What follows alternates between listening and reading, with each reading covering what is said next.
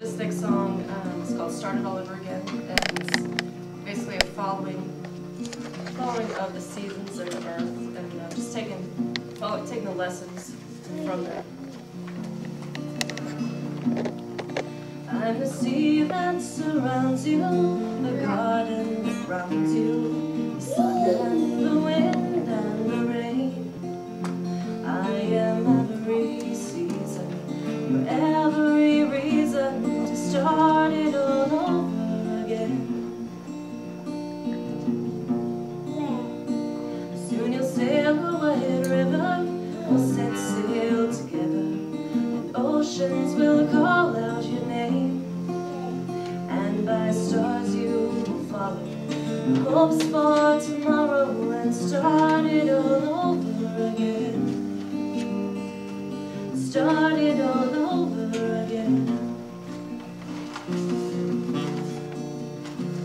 If you stagger or stumble, if hope starts to crumble, I'll pick up the pieces with me.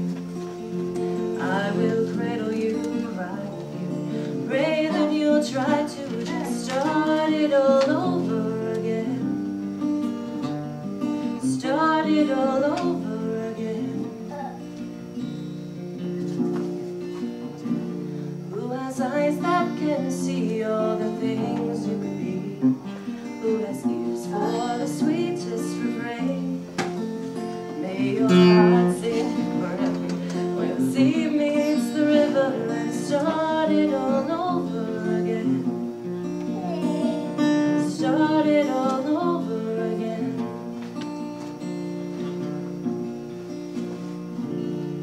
I think that's what we're here to talk about tonight. I can't start it. Thank you.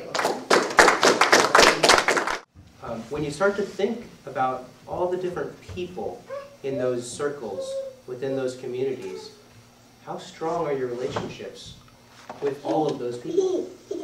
You know? How strong are the relationships that you have with your neighbors? With the people on your block? With the people that are on the block over? You know? That's really what community building is about. And that's really the foundation of sustainability.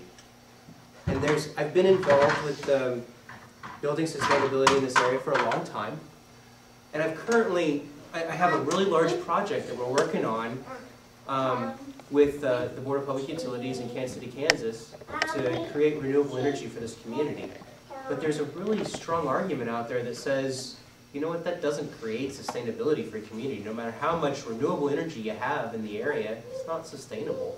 Because if you don't have those basic building blocks that secure the foundation of sustainability, good neighborhood associations that you know everybody in, that you really are working together with, that are planting gardens together, and they're potlucking and having dinner together, you know, those are the types of things that build strong relationships with your neighbors.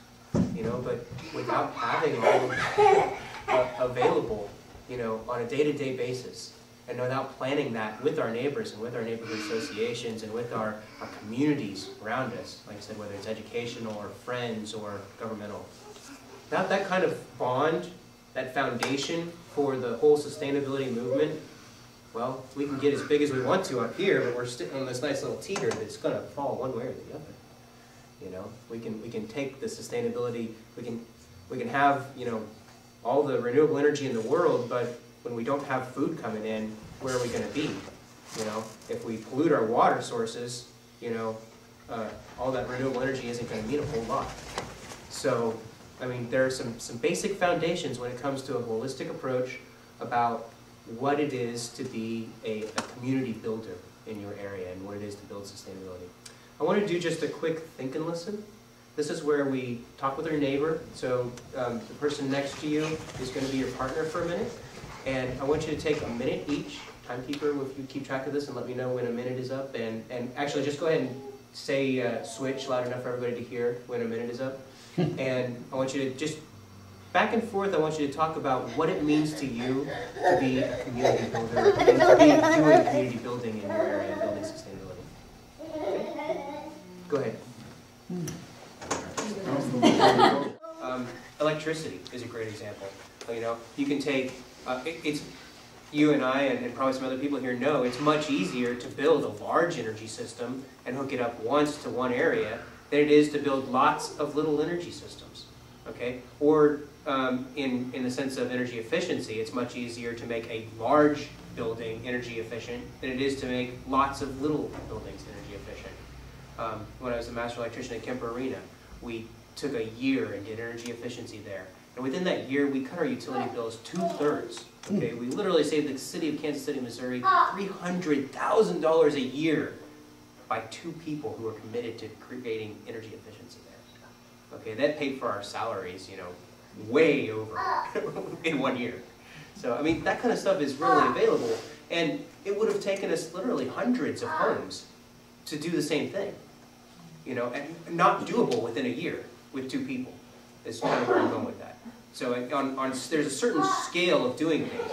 And in smaller communities, in your neighborhoods, you know, when you start to develop or start to work with the West Side Housing Association, like Frederick was saying, or maybe the Argentine area where you live, and you know, when you start to work within your own neighborhoods and you start to know your neighbor, you start to communicate what are our agreements, whether they're spoken or unspoken. Let's talk about it, you know. And you start to get that common understanding of, okay, we would like our entire neighborhood to have at least 50% of our energy supplied from a renewable energy source. Okay, we have that agreement now. What's our options? We've just opened up a whole new door for conversations, right? You know, we'd like at least 50% of our food to come from locally grown food within our front yards or backyards or however we want to put it. You know, okay, we've got that agreement now. Let's talk about how we're going to do it. Because there seems to be a whole lot of, and I'm all for 90% research and talking about it and 10% doing it, you know, because you got to know what it is you're going to do. But people are so afraid to get that 90% of talking about it on the table, you know, and we got to overcome that fear. That's the initial step. If we truly are a global beast, gorging on a global feast, we must control the north, south, west, and east. Then look around, what's to be found? You'll feel the underground sound of our humanity coming bound. It's a sublime of our nature. It's a natural habitat, stripped and silenced by the cold mentality of the mother machine. In our society, run by the money machine, brain power surely all the reign. In our society, like our apathy, compassion is widely understated. In our society, blaming freedom of speech, truth shouldn't be so complicated. In our society, with freedom of religion, why are we still so segregated?